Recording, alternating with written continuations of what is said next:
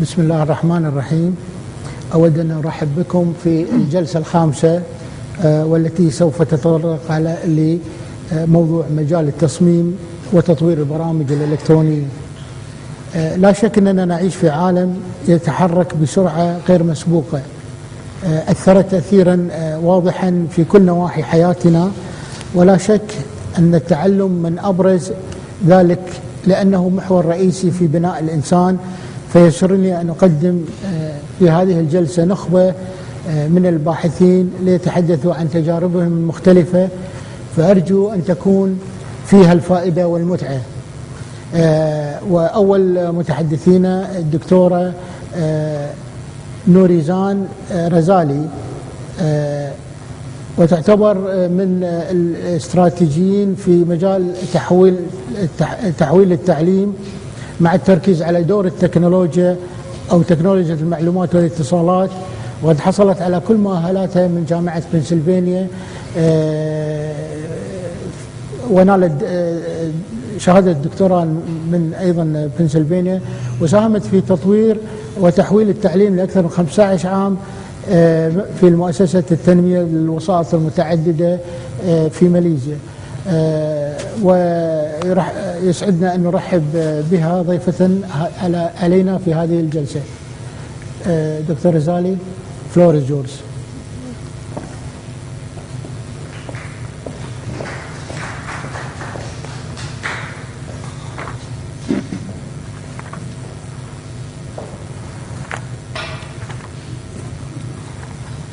Thank you, Mr. Chairman, for those kind words. Assalamu alaikum wa rahmatullahi wa barakatuh, and a very good afternoon, ladies and gentlemen.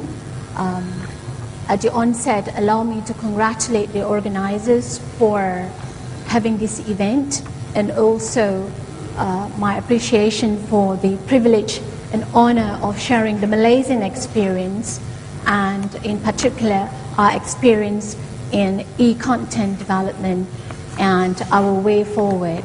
So today my presentation is entitled Next Gen E-Content, and I hope to discuss that in this presentation through these various items on the agenda.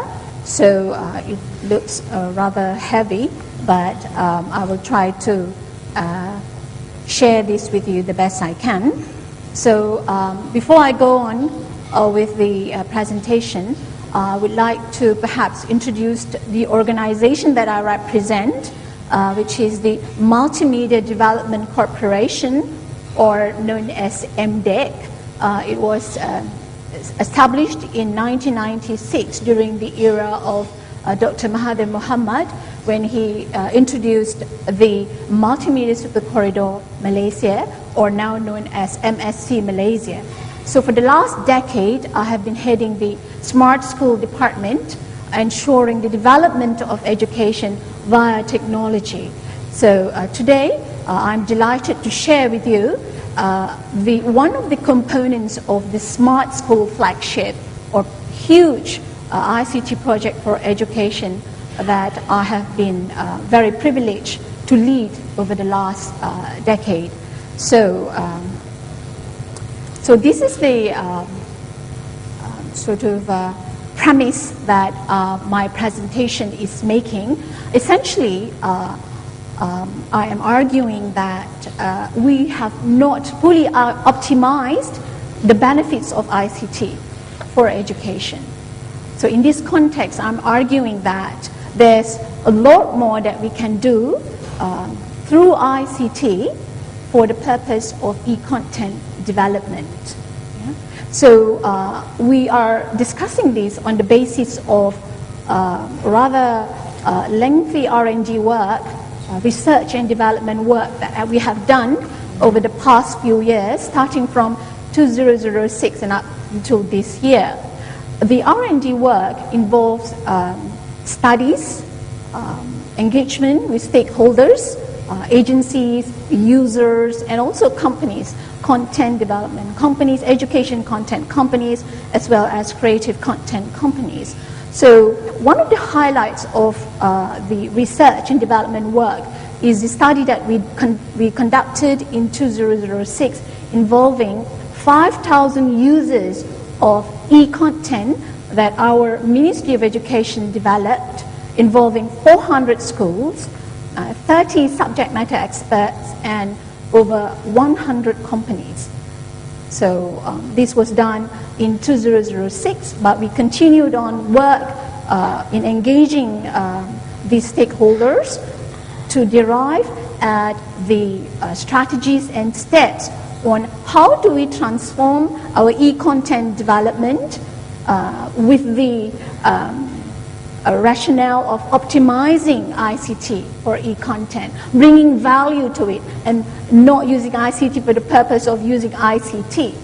So based on our R&D, we have come up with two strategies. One is the next-gen e-content, a short version for next-generation e-content, which is essentially a prototype for something that our stakeholders can refer to and develop a further project on it.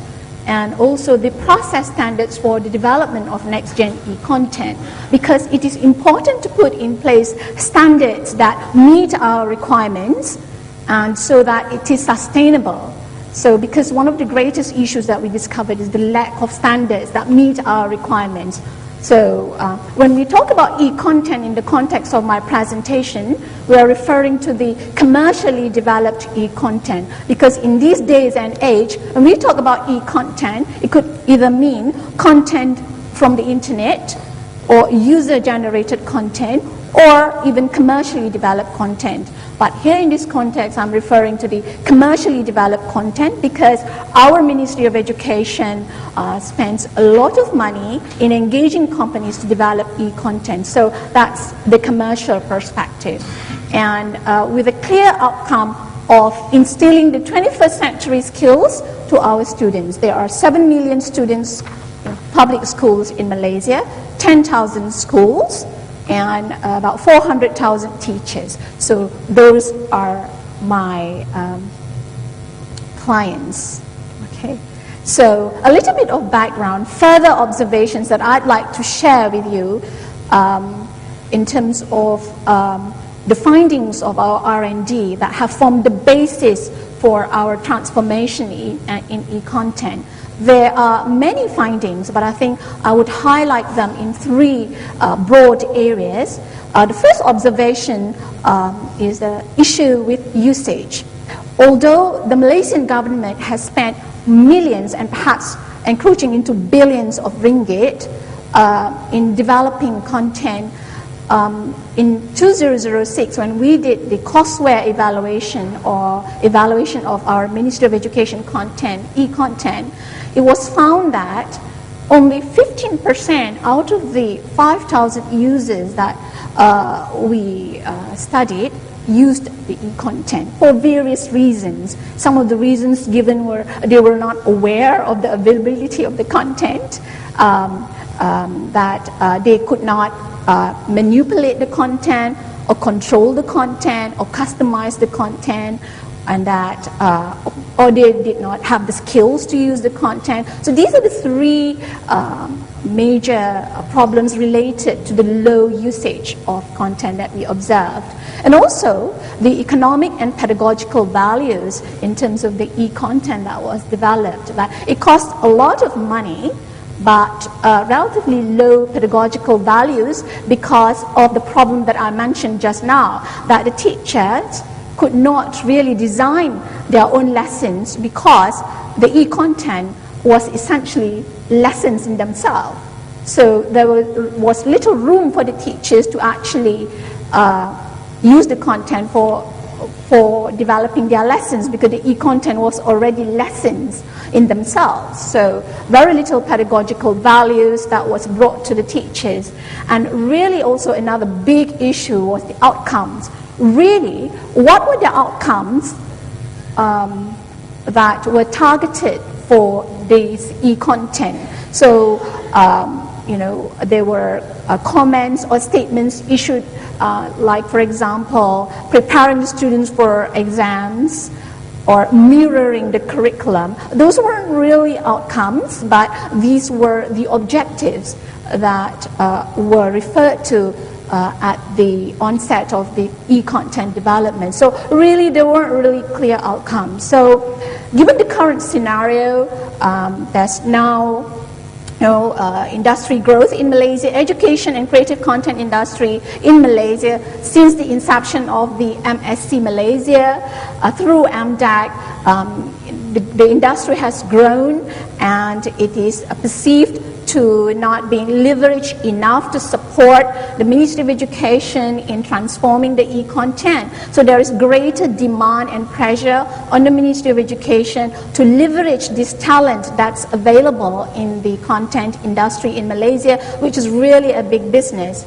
And there is really a concern over whether there is enough innovative value with technology advancement and its convergence with the pedagogical value. It's seen that old pedagogy method was used through new technology. So that's really a call for the Ministry of Education to innovate via the technology and introduce new pedagogical approaches. And with our new Prime Minister, there's now really a very strong drive towards outcome. And then, we have this performance first, or is it performance and people first policy, and that outcome must be clear, and that therefore in relation to e-content, there has to be a clear outcome that needs to be put in place. And as I have indicated in my first slide, is the instilling the 21st century skills among students. And there's also a greater pressure exerted to look at what lessons learned in the past in terms of e-content. So let's look at those lessons and how we can conduct the transformation by referring to those lessons learned. And I will share with you very quickly the various phases of e-content in deriving those various lessons. If we recall amongst educators, when TV and films were first introduced, there was this euphoric reaction amongst technologists who introduced TV and films that the role of teachers would diminish because TV and films would take over. Through literature about this technology, you would find that very common reaction that the role of teacher would gradually diminish. But obviously that didn't happen. Now, essentially because the technology from television and films lacked the ability to interact with the learner and to meet learners' needs. So therefore, even technology at that point could not provide that interactivity. So this was the lesson learned, that with technology, there's greater expectation amongst users that they need to interact. So that was the issue with the first phase of e-content. And then perhaps in the late 70s and 80s, the first generation e-content was introduced with CD-ROMs being the device used. But e-content at that stage resembled a textbook, and it was pretty much digitization of the curriculum. So not really much technology intervention in terms of delivery of the content, essentially, and also a lot of conventional strategy. Memorization, drill, and practice were the common features in this phase of e-content. And then, quite recently, there's the rise of the internet, the 80s and 90s. So there were a lot of learning portals that emerged. However, the conventional approach still dominated a lot of the e-content. As far as the Ministry of Education in Malaysia content, it still resembled courseware. It's very much ready-made lessons for teachers. So it didn't quite solve the problem that we had earlier, that it's old pedagogy with new technology. So that still remains the problem. So obviously we have not really learned from